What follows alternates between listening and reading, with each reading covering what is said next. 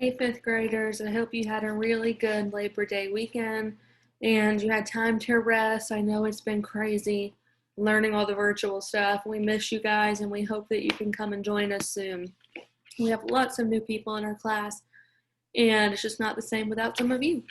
So let's get started. This video is going to be just like last week's video. You can watch it multiple times. I'm going to have the name of the day that we're working on right up here. So as you fast forward through the days, you can be able to quickly tell what day we're on. So this week is a short week. We don't have Monday. We had Labor Day. We do have a test this week on Wednesday. What we'll be doing today is just some review for that, and then your test is Wednesday. Then we have Thursday and Friday where we start something new. So it shouldn't be too hard this week. Just make sure you watch the video before you do anything on Shobi. And if I forget to unlock Shobi, which I sometimes do, please just send me a message and tell me to do it, but I'll try to remember. It's just been kind of crazy. So what we're going to do for today is some review. So we're going to be on pages 6 and 7 in your hardback book. We already did some work on these two pages last week, but we're going to do some problems we didn't do before. So let's look at them together before you start your review today.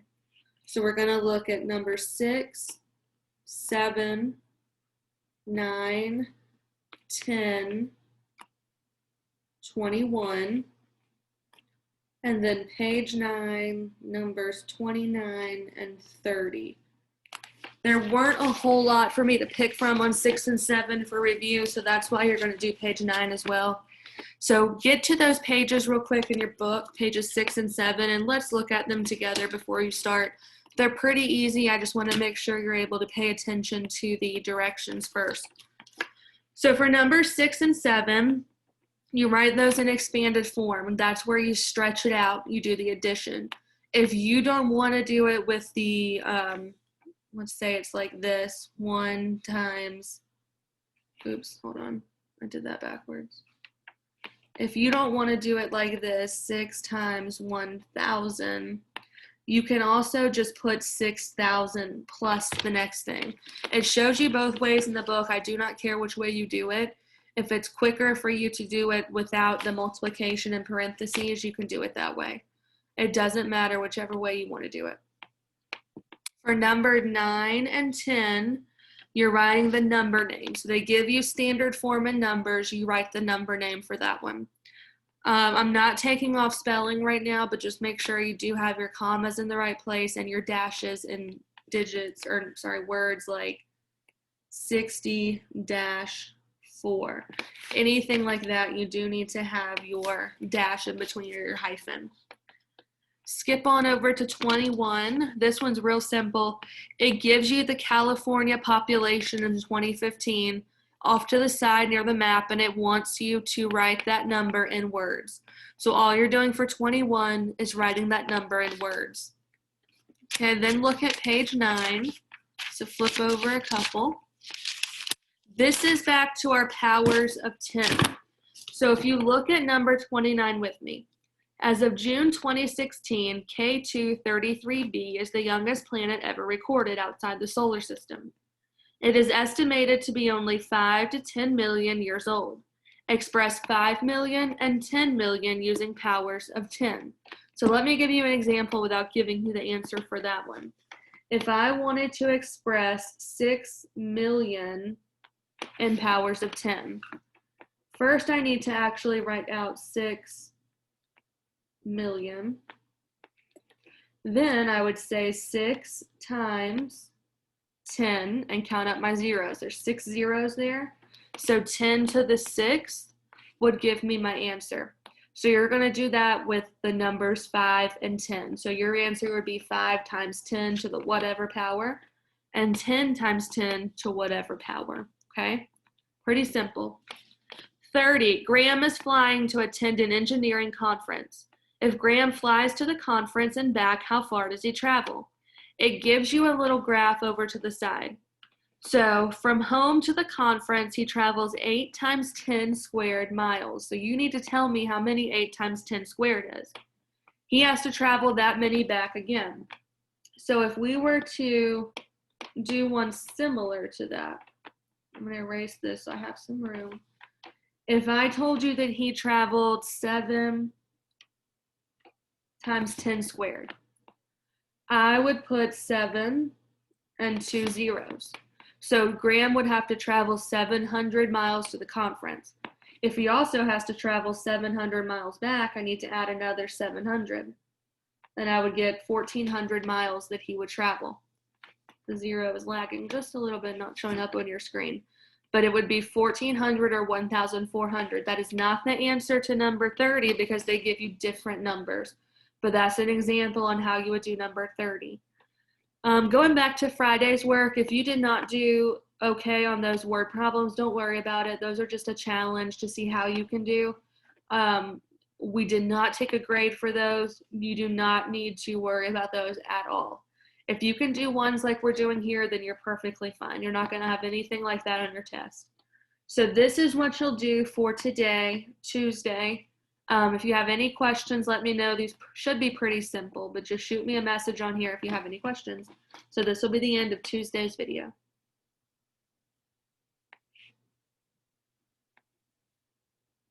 So this is the beginning of Wednesday's video. Today you have a test. It will be on Chapter 1, Lessons 1 through 4. It'll be very similar to the quiz you took last week and to the review you did yesterday. So once you get onto Shobi, look through and make sure you do every problem. Make sure you check your work. This is the only thing you have for math. There is no homework. So make sure you go back and you look at everything. You make sure you review it. Make sure you didn't miss any zeros on expanded form or anything like that, because that's going to count off. If you do one thing wrong on expanded form, unfortunately, it's all wrong because you got the wrong number written. So this is all you'll have to do today, Chapter 1, Lessons 1 through 4 test. When you're done, just make sure you've gone over it. There is no homework tonight, so you can enjoy a night off from homework for math. So this is the end of Wednesday's video, real short because you have your test to take. Let me know if you have any questions.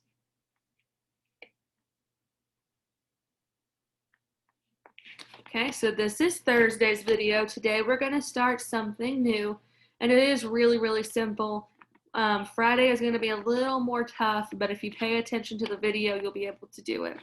So for today, I want you to get on page 12 and 13 in your hardback book. So I'm going to write this here, page 12 and 13 in your hardback book. So what we're going to do today is a review of something you did last year. It's just addition and subtraction rules. So look at page 12 with me. We did this last year. Those of you, I think all of you were in my class last year. So we did this. We took notes on it, and we also did it with multiplication. So look at it with me. You need to know all of these rules. You can use properties of addition and rules of subtraction to add and subtract. So the first one, and write these in your notes, is commutative. Commutative is changing the order of the addends, does not change the sum. So this would be, for example, if we have 8 plus 7 equals 15. I can switch that around and say 7 plus 8 equals 15. It doesn't matter for that one. So, give me just a second. Okay, so for commutative property, 8 plus 7 equals 15, 7 plus 8 equals 15. We can switch them around. This is something we can do for addition, but we cannot do for multiplication, or we cannot do for subtraction. We can do it for multiplication. So commutative property is if we change the order of these addends, the sum or the answer does not change. Okay, so I'm going to erase this one and so I can write the next one. The next one in your book is associative property.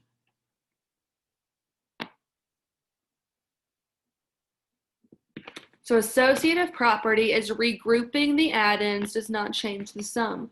This is the one where you're going to see your parentheses. I always think of associative with parentheses. This is where we can say 9 plus 4, and remember parentheses tells us to do it first.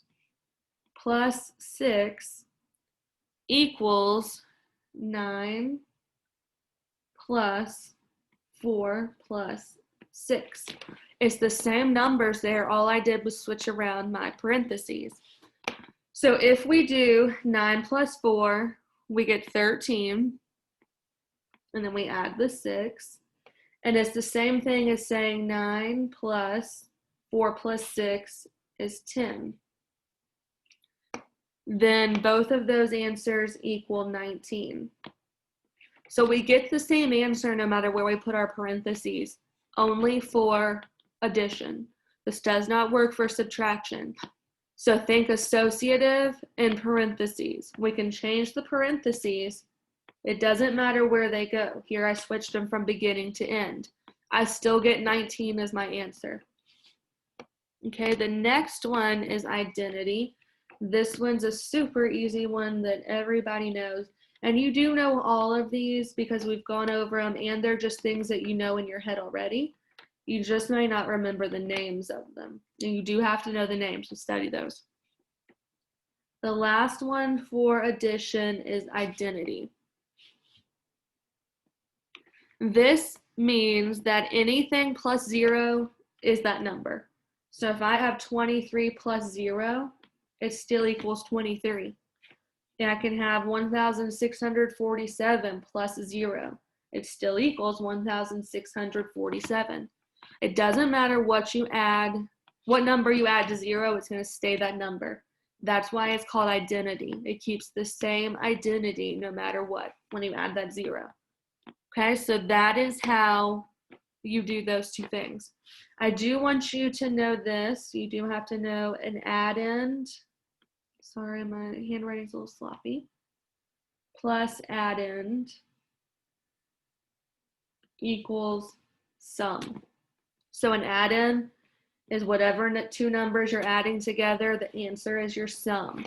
That should definitely be a review, okay? So make sure you have that.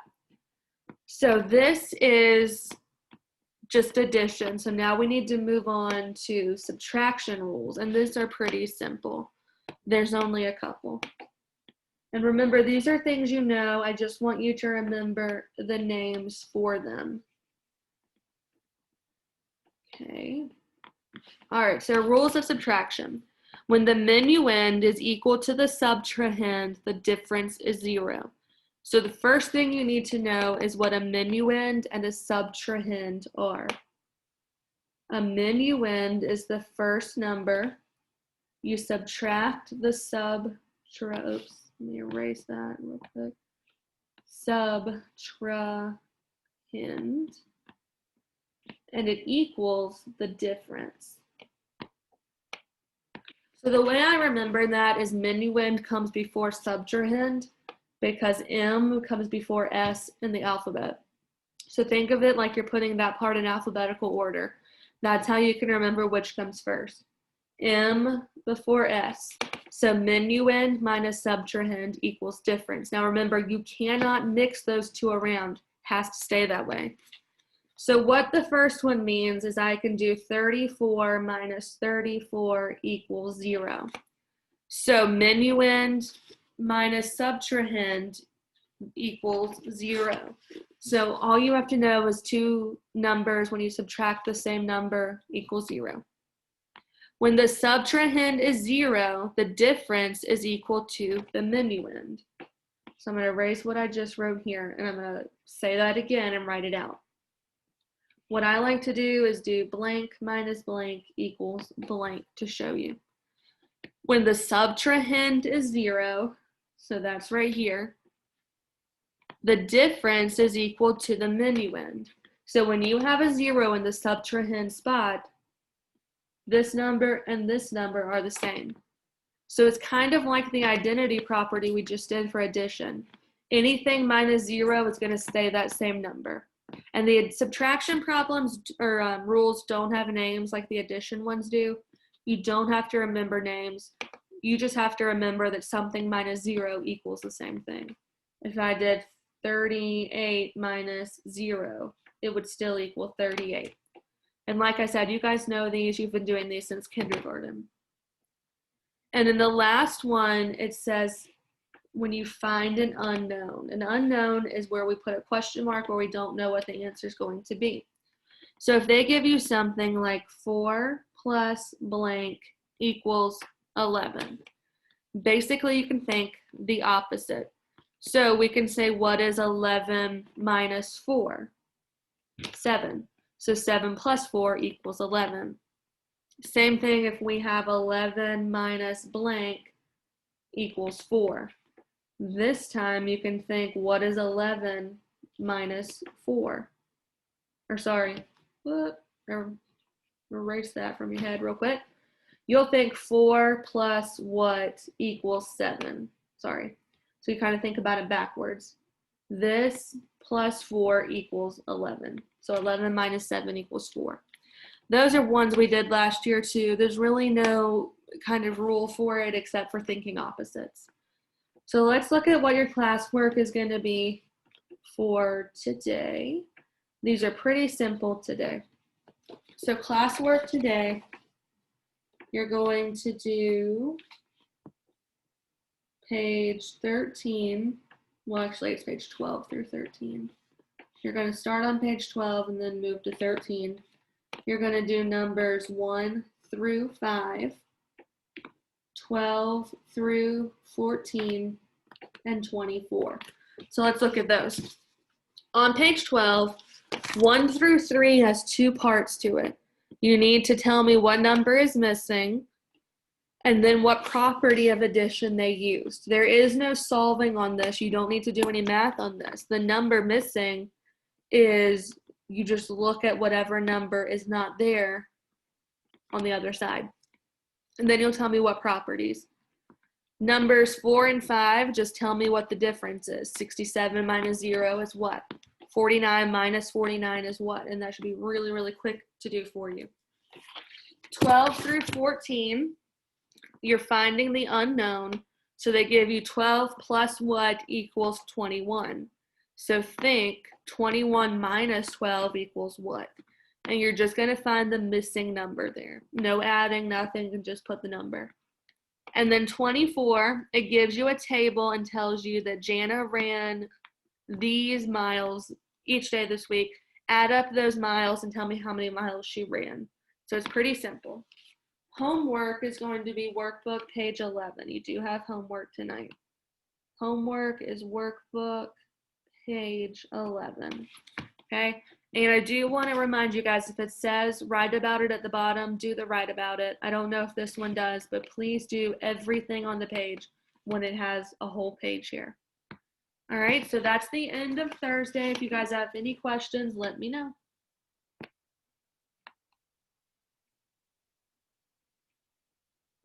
All right, guys, this is Friday's video. We're going to do something new today. We will continue what we do today on Monday. Now, this is historically one of the more confusing things I do in 5th grade. I do like the way your new book does it. It makes it really easier to understand, I think. So if you need to rewind this part to watch it again, please do. So first we're going to be on pages 14 and 15.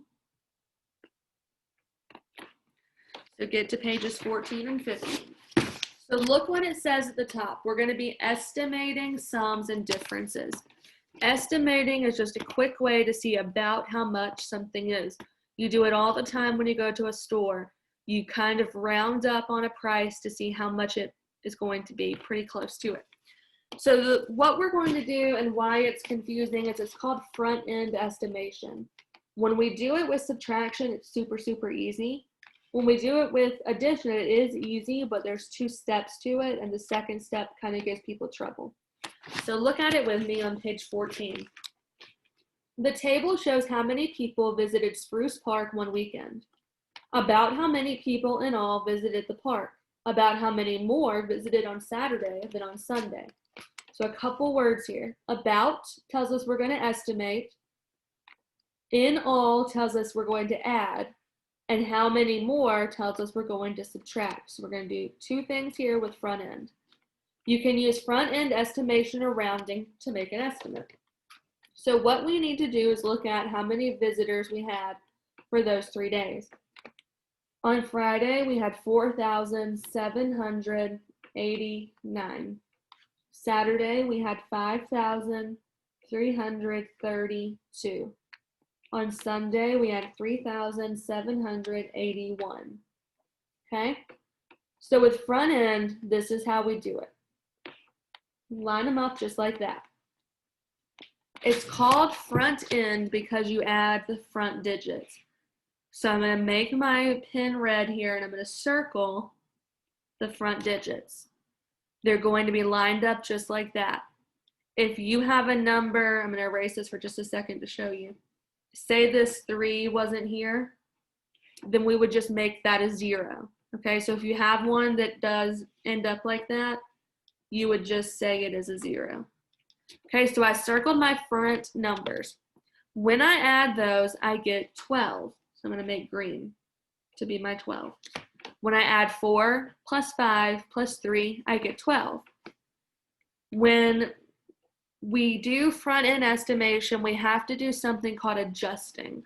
And if you see in your book, it says adjust with the back digits. So the back digits are 789, 332, and 781. What we're going to do is round to the highest place. So I'm going to think for 789, is it closer to 700 or 800? Remember back to rounding from last year. The 8 tells me the 7 is going to change to an 8. So 789 rounds to 800 is the closest one. 332, the 3 would make that stay the same. So 332 is about 300. You're rounding to the nearest 100 here. Whatever place is biggest is where you're rounding. 781 is going to round up to 800. So what you're doing is thinking which 100 is it closest to. 789 is closest to 800. 332 is closer to 300. And 781 is closer to 800. And you can remember what we did with those little arrows last year. So now I just add those up. 800 plus 300 plus 800 equals 1900. So here comes the tricky part. You have to take this 12 we did and add it to this 1. So basically what we did is we said this was 12,000. Then we did our adjusting and got 1900. So now we just add them up. 12,000 plus 1900. When we add that up, we get 13,900. So when we're doing front-end estimation, that's going to be your answer.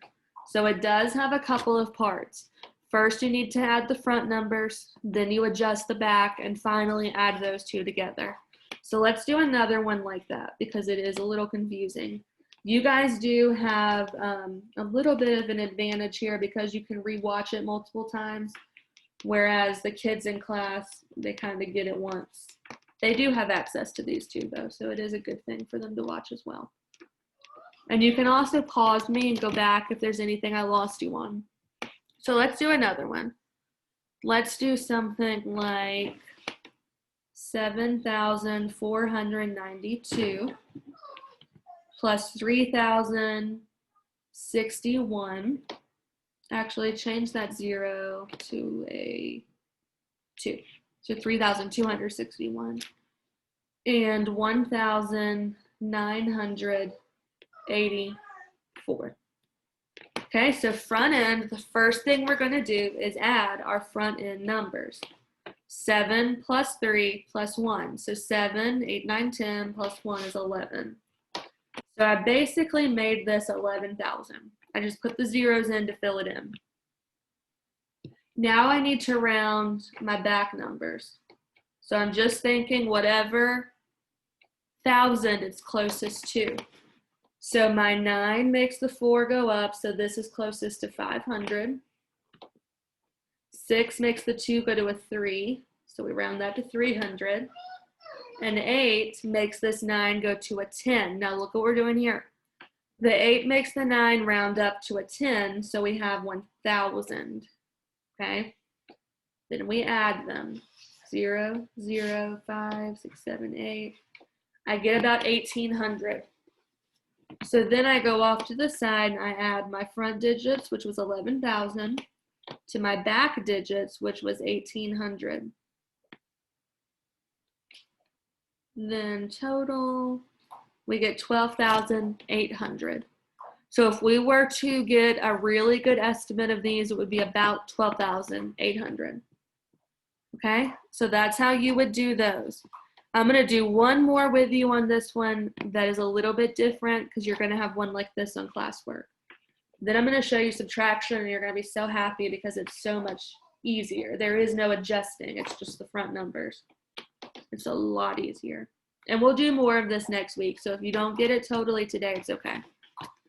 So if I give you one like 341, 780, 3,125, and 1,003. This one looks a little bit different. We have some zeros, and we have two that don't go to the thousands. So look what we're going to do here. I'm going to add my addition symbol and my line at the bottom. You can hear Apollo down here. His nails are prancing. Sorry. We want to add our front digits first. Now look what I did here. I added the two that are the farthest to the left. So even though I have 4 numbers right here, I'm only going to add 3 plus 1. So I'm going to get 4. And all these other numbers change to zeros. So the front end part is done. Now we need to adjust. So I'm going to adjust these numbers. We're going to adjust to the nearest 100. So the 4 makes this 3 stay the same, so we get 300. 8 is going to make 7 go up to an 800.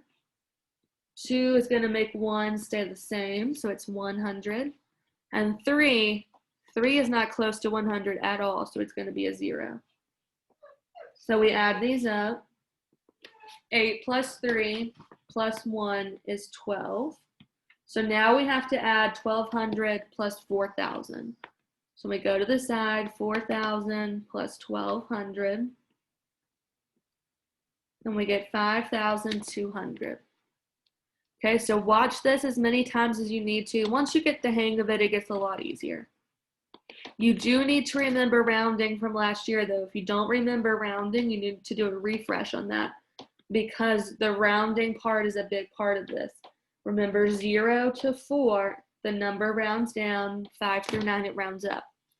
So let's look at subtraction. This one you're going to like. It's so much easier. Write down 5,332 minus 3,781. Okay? All you do here is round the number. Actually, this one's a little bit different than they did last year, so give me just a second. We're going to round the number and subtract the rounded numbers. So we're rounding to the nearest 1,000 here. So I'm going to underline my thousands. Look to the number at the right to tell you what to do. 3 makes my 5 stay the same. So this one rounds to 5,000. 7 makes the 3 go up to 4,000. Then I subtract and I get 1,000. Okay, so pretty simple for those. So I'm going to do some more with you on these. You're rounding and then you're subtracting. Remember, you have to remember how to round. So let's do one like 9,423 minus 3,689. Okay, I'm going to go to blue, make it easier to see. 4 makes my 9 stay the same, so it's 9,000. 6 makes my 3 go up to a 4. Then I just subtract 9,000 minus 4,000. make it 5,000. Okay, that's all you have to do. So this one's pretty easy. You're rounding, then subtracting. So today for classwork, you're going to do page 14, numbers 1 through 8 in your hardback book. There is no homework. It's Friday. So we will pick back up on Monday with more front-end estimation. It's really important. And it seems complicated, but if you guys take it step by step, it's a lot easier. And most of the time, they're going to give you numbers that are about the same anyway, which are going to be in the thousands place. So when you're rounding, you're only really rounding to the hundreds place when you're adding and thousands place when you're subtracting. Okay, so I'm going to stop here. Remember to let me know if you need any help, and I will see you guys next week. Have a good weekend.